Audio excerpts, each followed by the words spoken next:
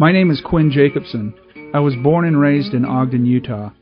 It's a small city about 30 minutes north of Salt Lake. It's said, if Salt Lake is the heart of Utah, then Ogden is the liver.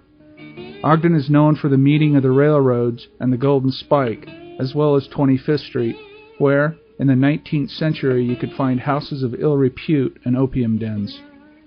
The following portraits are about my memories and curiosity of the people I met on the fringes of society over 30 years ago in my community. The story I tell is about some of the people I knew then.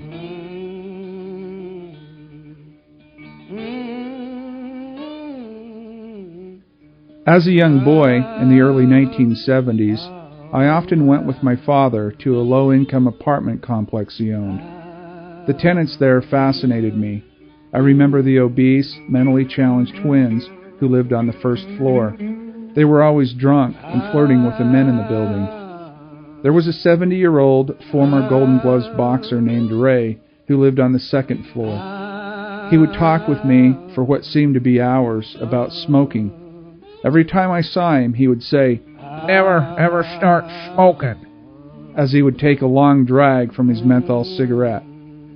His ears were malformed and shriveled from the brutal beatings he received in the ring.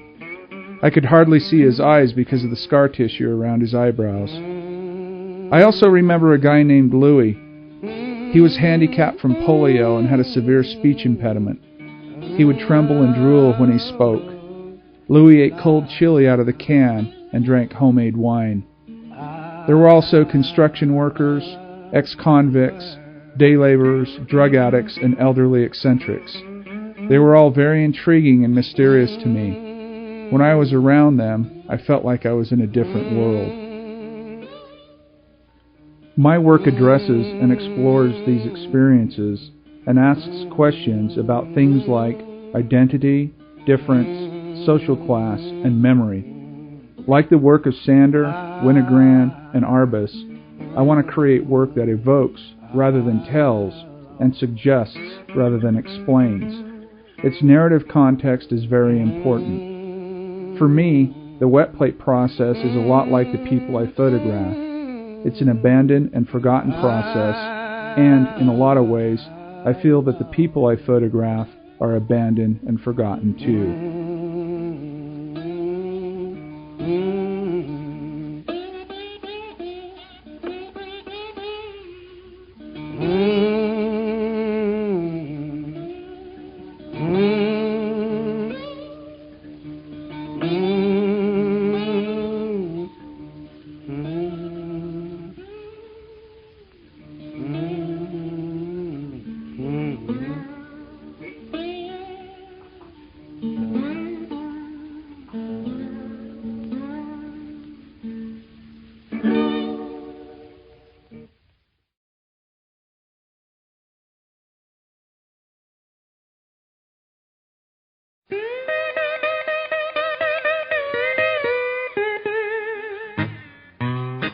Collodion photography is both difficult and somewhat dangerous to do.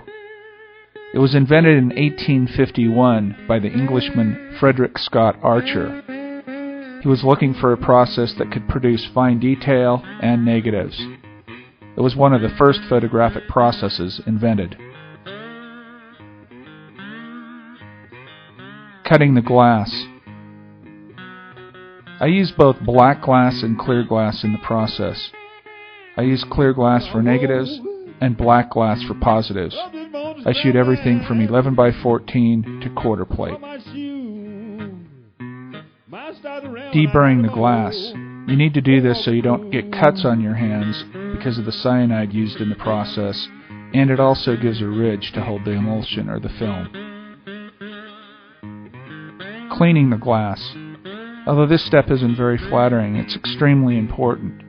If the glass isn't cleaned well, the emulsion or collodion will peel from the plate.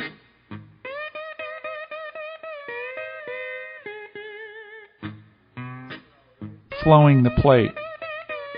This step is where you actually pour the collodion onto the glass plate.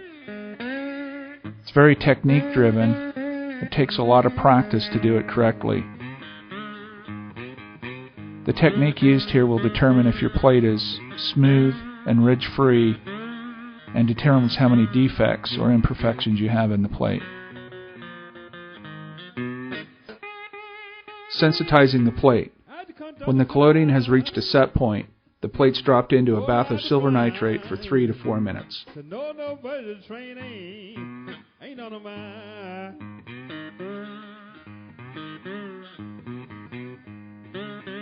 Exposing the plate. Exposures in wet plate photography range from a few seconds to several minutes, depending on the lighting, chemistry, and what the photographer wants the image to look like. Developing the plate. It only takes 15 to 20 seconds to develop the plate, but you need to know what you're looking for so you don't overdevelop or underdevelop.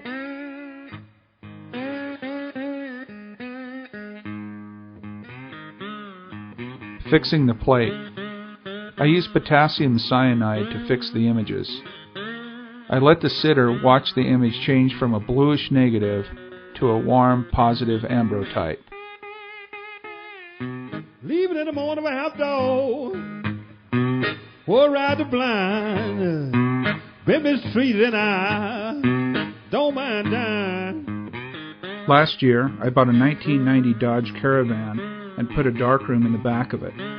This has allowed me to take wet plate on the road and do portraits outside of my studio. While this is exciting, it presents a whole new set of challenges for me and makes me appreciate the photographers of the 19th century even more. The biggest challenge I have is the technical aspects of the process. I have no running water, and it's much more difficult to control the light when I'm not in my studio. But when it's successful, it can be very rewarding.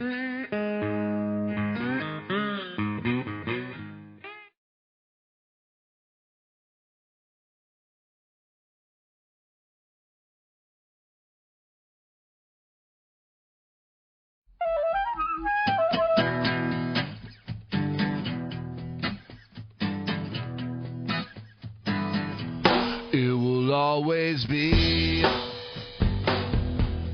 end of time. My cousin accused me of sexual abuse, and I think it's bullcrap. They did it, and the state needs to be held reliable. The DA told him to send me to a mental hospital, and the attorney told the judge I needed my job, and they didn't do it.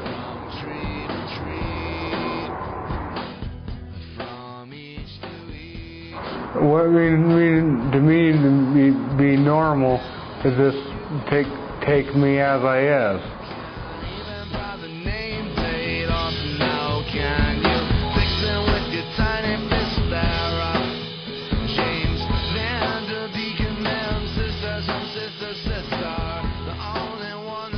How people look at us handicaps and think we're nothing but retards. That's wrong. I think it's crap.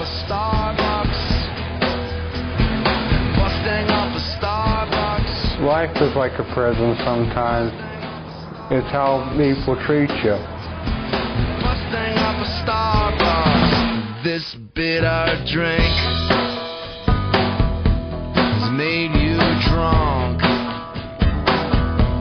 The thoughts you think become unthunk.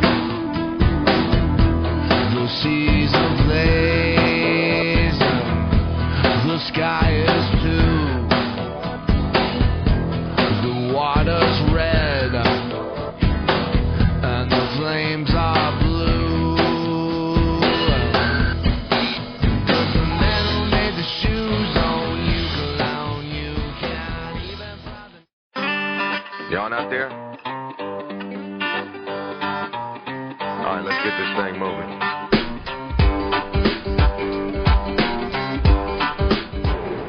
I just wanted to tell him stuff that